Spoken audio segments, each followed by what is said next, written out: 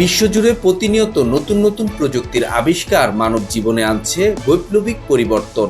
সম্প্রতি জাপানি গাড়ি নির্মাতা প্রতিষ্ঠান টয়োটা এমন এক ব্যতিক্রমী প্রযুক্তির গাড়ি উন্মোচন করেছে, যা চলবে শুধু পানি দিয়ে, পেট্রোল বা ডিজেল নয়। এবার গাড়ির ইঞ্জিন চালানোর জন্য প্রয়োজন হবে শুধুই পানি। শুনতে অবাক লাগলো, এটি এখন আর কল্পনা নয়, এটাই বাস্তব। টয়োটার নতুন উদ্ভাবিত প্রযুক্তির নাম ওয়াটার ইঞ্জিন, যার মাধ্যমে পানি থেকে ইলেকট্রোলাইসিস প্রক্রিয়ায় উৎপাদন করা হয় হাইড্রোজেন ও অক্সিজেন।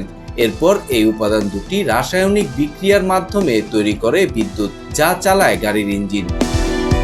এই প্রযুক্তিতে তৈরি গাড়ির নাম টয়োটা মিরাই। এটি সম্পূর্ণভাবে হাইড্রোজেন ফুয়েল সেল প্রযুক্তির ওপর নির্ভরশীল। গাড়িটির পানির ট্যাঙ্কে একবার পানি ভরলেই প্রায় 400 মাইল পর্যন্ত চলতে পারবে।